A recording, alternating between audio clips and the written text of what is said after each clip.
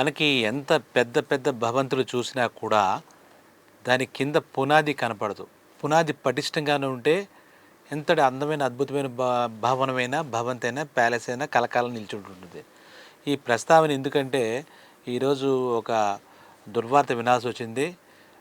మనం ఎంఎం కీరవాణి గారి తండ్రి బహుముఖ ప్రజ్ఞాశాలి అయినా తనకు ప్రతిభకు సరిపడ పేరు రాలేదు. అది ఆయన దురదృష్టమో మన దృష్టమో తెలియదు కానీ, అంటే ఎంఎం కీరవాణి గారి తండ్రి అనే మాట కన్నా శివశక్తి దత్త గారి కొడుకే ఎంఎం కీరవాణి గారు, అలాగే వాళ్ళ తమ్ముడు కొడుకే ఇప్పుడు ప్రముఖ దర్శకుడు ఎస్ఎస్ రాజమౌళి చెప్పాలి. ఆయన కష్టంతో వీళ్ళందరినీ కూడా ఒక ఉన్నత స్థానంలో ఆయన భుజాల మీద వీళ్ళందరినీ నిలిపి తను అనుకున్న స్థాయికి వాళ్ళందరినీ తయారు చేసి వాళ్ళ విజయాలలో ఈయన ఆనందపడిన ఇందాక చెప్పినట్టుగా బహుముఖ ప్రజ్ఞాశాలి శివశక్తి దత్త గారు.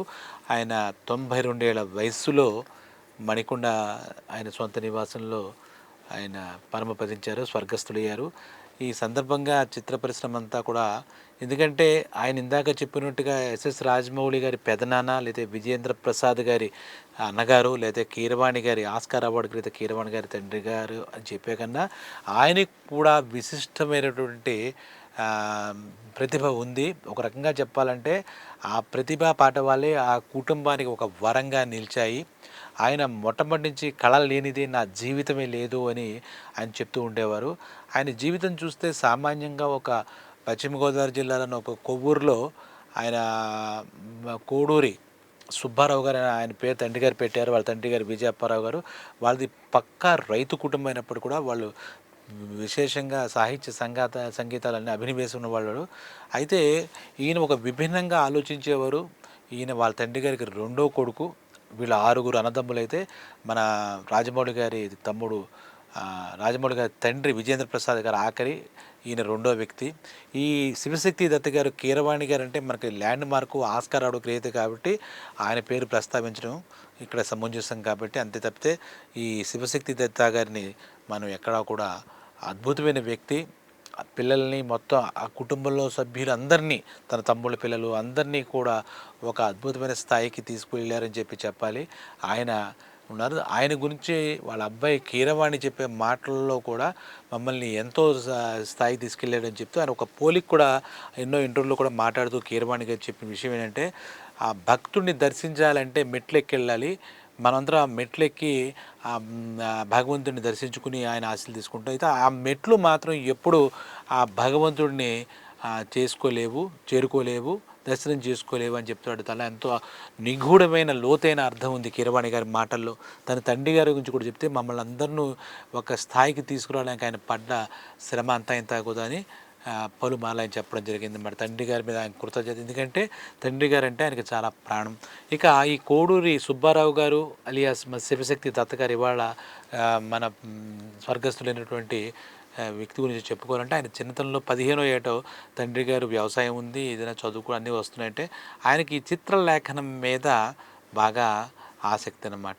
చిత్రలేఖనం మీద ఆసక్తితో, అంటే మనకు ఆర్ట్ వేయడం పైన ఆయన అప్పుల్లో ఇక్కడ అన్ని ఫెసిలిటీస్లు అయితే కొవ్వూరు నుంచి ఇంట్లోంచి చెబా పెట్టకుండా బొంబాయి వెళ్ళిపోయారు. బొంబాయిలో ఆర్ట్ స్కూల్స్ ఉంటాయి అనే విషయం ఎప్పుడులా గూగుల్ సేపు కూడా లేదు, కానీ అందరూ బొంబాయి వెళ్తూ ఉండేవారు. ఇది చూసి ఆయన అక్కడికి వెళ్ళిపోయారు.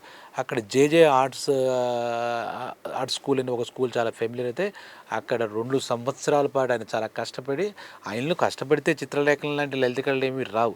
ఆయనలో ఆ సృజనాత్మకత ఉంది, ఆ టింజ్ ఉంది కాబట్టి, ఆయన పట్టుదల ఉంది కాబట్టి ఒక అద్భుతమైన చిత్రలేఖనంలో 2 సంవత్సరాల పాటు చాలా ప్రావీణ్యం సంపాదించుకుని ఆయన మళ్ళా సొంత ఊరు వచ్చి వాళ్ళందరికీ చెప్తే వాళ్ళు ఆనందపడ్డారట. అప్పుడు ఈ కుంచె అంటే కలం పేరు ఎలాగైతే ఉంటుందో ఆ ఆర్టిస్టులు కూడా కుంచె పేరు ఒకటి పెట్టుకుని వేసుకోవడం. ఈయనకి మొట్టమొదటి నుంచి కూడా ఈ కోడూరు సుబ్బారావు అనే పేరు మీద మరి మక్కువ లేదో ఏమిటో తెలియదు, కానీ కొన్నాళ్ళు బాబురావుని పెట్టుకున్నారట. సుబ్బారావు అనే పేరు తండ్రి గారి పేరు అయితే బాబురావు అని పేరు పెట్టారు. ఆ తర్వాత ఎప్పుడైతే బొంబాయిలో చిత్రలేఖనం చేశారో అక్కడ ఆయన కమలేష్ అని ఆ కుంచె పేరు, ఆ కుంచి పేరు పెట్టుకుని ఆ బ్రష్ పేరు ఆ కమలేష్ పేరుతో చాలా అద్భుతమైనటువంటి చిత్రాలు ఆయన గీసేవారట. ఒక రకంగా ఆయన ఏంటంటే ఆయనకి అభినవాసం చాలా కళలో ఉంది. ఎందుకంటే కళ అనేది ఆయన ఆయన దాంట్లో ఆయన శరీరంలోనే ఉంది, ఆయన మనసులోనే కళ ఉందన్నమాట.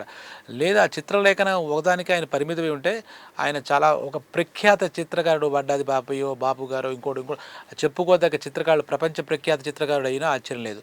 ఒకసారి మన బాలీవుడ్ మన మీన వచ్చి చూసి అనుపమ ఖేర్ చూసి ఆయన ఇంట్లో ఆయన వేసిన ఫోటోలు అవన్నీ చూసేసరికి ఆ దేవీ దేవతల ఫోటోలు కానీ ఛత్రపతి శివాజీ ఫోటో కానీ అలా చూస్తుంటే ఆ ఫోటోలో జీవకళ ఉట్టిపడేదని ఆశ్చర్యపోయారంటే శివశక్తి దత్త గారు అనే ఈ వ్యక్తిలో ఇంత చిత్రలేఖ ఉన్నాడు, ఆ చిత్రకారుడు ఉన్నాడు ఎవరు ఊహించాం.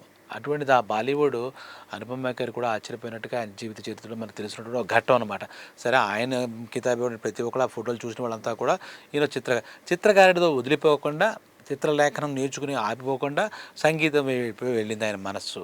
అందులో ఏంటంటే జుట్టున్నమ్మ ఎన్ని ముళ్ళు పెట్టుకోగలదు, ఎన్ని ముళ్ళైనా చుట్టుకోగలదు, ఎన్ని క్రాపులైనా వేసుకోగలదు అన్నట్టుగా ఈయనలో ఉన్నటువంటి పిపాస, కళా పిపాస ప్రతి కళలోనూ ఆయన వెళ్ళడం, నేర్చుకోవడం, అందులో నైపుణ్యం సంపాదించిన స్థాయికి తీసుకెళ్ళి. ఎందుకంటే ఆయన వైలిను, మన హార్మోనియము, ఇటువంటి గిటారు అలాంటివి కూడా ఆయన సంపూర్ణంగా నేర్చుకున్నారు.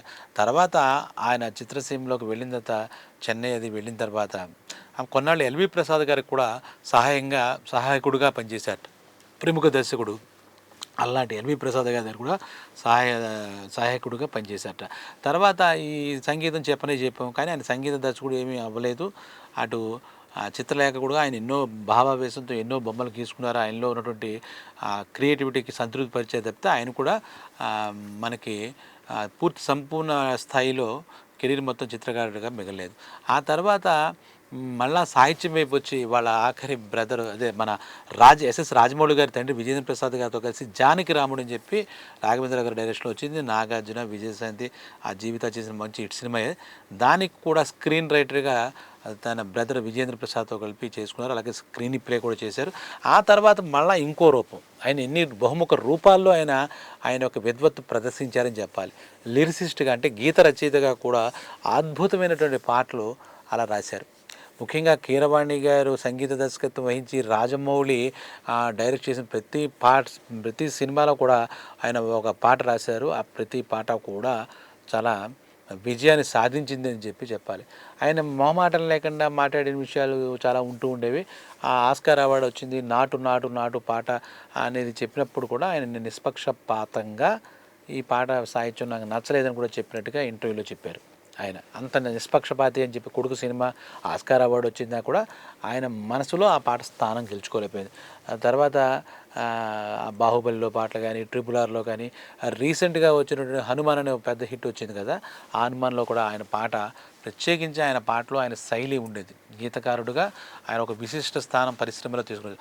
రాసిన పాటలు కొన్నైనా కూడా అవన్నీ వాసికెక్కిన పాటలు అని చెప్పి మనం చెప్పాలి. అలాగే పుత్రోత్సాహం కలుగుతుందన్నట్టుగా మన కీరవాణి గారు అలాగే తన తమ్ముడు కొడుకైనా తన సొంత కొడుకులా భావించే రాజమౌళి వీళ్ళంతా సాధిస్తున్నారు. అలాగే వాళ్ళ పిల్లల్లోని వాళ్ళే ఎంఎం శ్రీలేఖ, ఆ తర్వాత కంచి అని ఒక రచయిత, కళ్యాణి మలక్, వాళ్ళ కుటుంబంలో చాలామంది మంచి స్థాయికి వెళ్ళినప్పుడు చాలా పొంగిపోయారు. కీరవాణి గారు ఆస్కార్ అవార్డు వచ్చినప్పుడు కానీ ఆయన చాలా పుత్రోత్సాహంతో పొంగిపోయారనే విషయం ఆయన మాటలోనే వాళ్ళు చెప్పారని చెప్పి కూడా తెలుస్తోంది మనకి. ఇక అటువంటి ఉన్నత శ్రేణి వ్యక్తిత్వంలో కూడా చాలా గొప్ప వ్యక్తిత్వం. అలాగే 1-2 సినిమాలకి ఆయన ప్రొడక్షన్ చూసి ప్రొడ్యూసర్గా చేయడం, అలాగే ఆయన ఒక దర్శకుడిగా చంద్రహాస్ అని చెప్పేసి ఒక సినిమాకి దర్శకత్వం 2007 సంవత్సరంలో అప్పుడు చేయడం కూడా జరిగింది. ఇలాగా బహుముఖ ప్రజ్ఞాశాలి. అలాగే కుటుంబంలో ప్రతి ఒక్కళ్ళు, తన కుటుంబం అంటే తన తమ్ముళ్ళు అందరి కుటుంబం కలిపిస్తే ఆయన కుటుంబం. శివశక్తి దత్త అంటే ఒక వ్యక్తి కాదు, ఒక పెద్ద కుటుంబం. ఆ కుటుంబంలో ప్రతి ఒక్కళ్ళకి సమాన స్థాయిలో ఇంకొక ఆసక్తికర విషయం చెప్పచ్చు, ఆయన సంగీత ప్రియుడు, సాహిత్య ప్రియుడు. చిత్రలేఖనంలో ఆయన శరీరంలో ఆయన ఇందులో ఉంది, ఆయన ఆత్మలోనే ఉంది. కాబట్టి చెప్పుకుంటే ఒక వీణా విద్వాంసురాలు, ఆవిడ పేరు భానుమతి, ఆవిడ పెళ్లి చేసుకున్నాడు. తర్వాత ఒక సినిమాలో ఒక పాట విని ఆ పాట బాగా నచ్చి చెట్టుకోయి తోటమాలి అని ఆ పాట అనుకుంటా, ఆ పాటలు విని తర్వాత ఆ సంగీత దర్శకుడు ఎస్ రాజేశ్వరరావు గారి దగ్గరికి వెళ్ళి ఈ పాట ఏ రాగం అండి అయితే ఇది కీరవాణి రాగం అని చెప్తే ఆయన ఈ పాట ఇంత అద్భుతంగా అంటే ఆ రాగం పేరే తన కొడుకుకి కీరవాణి అని పేరు పెట్టారు. ఎందుకంటే అది రాగం పేరు, ఒక రాగం పేరు. మరకతమణి కీరవాణి కీరవాణి అంటే కీరవాణి రాగం. యాక్చువల్‌గా అప్పటిదాకా ఒక రాగం పేరు ఎవరు పెట్టుకోగా వినలేదు. అంటే ఈయన అభిరుచి అంత బలీయంగా ఉంటుందని చెప్పడం నా ఎందుకంటే హిందోళం అని ఉందనుకోండి, హిందోళ రాగం అనే పేరు మనం పెట్టుకోంగా, మాయామాల గౌరవం ఉంటుంది. ఆ పేరు పెట్టుకోం కదా! కానీ కీరవాణి అది స్త్రీలింగమా, పుల్లింగమా అని చూసుకోకుండా ఒక సాహిత్యం మీద అభిమానం సాహిత్యం మీద అభిమానం ఎలా ఉందో సంగీతం మీద అభిమానం కొద్దీ కీరవాణి ఆ అబ్బాయి పెట్టారు. నిజంగా అతను సంగీత సరస్వతి అయ్యాడు కీరవాణి. ప్రపంచ స్థాయిలో ఆయన కీర్తి పొంది ఎన్నో తెలుగు పాటలు, అద్భుతమైన పాటలు మనందరికీ అందించాడు కీరవాణి. సో శివశక్తి దత్తా గారని చెప్పి ఇందాక చెప్పాం కదా, బాబురావు గారని ఒక పేరు, తర్వాత కమలేషన్ చిత్రకారుడుగా పేరు, అలాగే మన ఇప్పుడు ఇప్పుడు శివశక్తి దత్త అని తర్వాత మార్చుకుని దర్శకుడు అది అయ్యారు. ఈ రకంగా ఆ పనులు చేసుకుంటూ అయితే ఆయన సాధించిన విజయాలు తక్కువేమీ కాదు. ఎందుకంటే అద్భుతమైనటువంటి దర్శకుడు రాజమౌళి, అలాగే మ్యూజిక్ దర్శకుడు కీరవాణి, ఇలాంటి వాళ్ళందరికీ కూడా ఒక స్ఫూర్తిని, ఒక ప్రేరణ ఇచ్చి విలువలతో వాళ్ళను పెంచి కష్టం సుఖం అన్నీ నేర్పి వాళ్ళందరి భవిష్యత్తుకి ఈరోజు అంత స్థాయిలో ఉండడానికి కారణమయ్యి పునాదిగా నిలిచారు. పునాది గట్టిగా ఉంది కాబట్టి వీళ్ళంతా చాలా అద్భుతం. అటువంటి శివశక్తి దత్త గారు ఈ రకంగా 92 ఏళ్ళకి కాలం చేయడం, స్వర్గస్థులవడం బాధాకరం. చిత్ర పరిశ్రమ అంతా కూడా బాధాకరంగా ఉంది. మన జనసేన నాయకుడు, జనసేనాని పవన్ కళ్యాణ్ గారు సోషల్ మీడియాలో కీరవాణి గారి తండ్రి రకంగా కాలం చేయడం పట్ల ఆయన బాధని, విచారాన్ని వ్యక్తం చేశారు. వాళ్ళ కుటుంబ సభ్యులకి సానుభూతి తెలియజేశారు. అలాగే చిత్ర ప్రేమికులంతా కళ్యాణ్ బాబు గారేనే కాదు, అందరూ కూడా శివశక్తి దత్తా గారు ఈ రకంగా వెళ్ళిపోవడం ఇది కాలధర్మమే. 92 ఏళ్ళు కాబట్టి అయినప్పటికీ మన బాధాకరమైన విషయం కాబట్టి చెప్పుకుంటూ, అలాగే కీరవాణి గారికి వాళ్ళ కుటుంబ సభ్యులందరికీ కూడా మనం మన మన విచారం, మన సానుభూతి తెలియజేద్దాం. ఆయన ఆత్మకు శాంతి కలగాలని చెప్పి భగవంతుడిని ప్రార్థిద్దాం. సెలవు.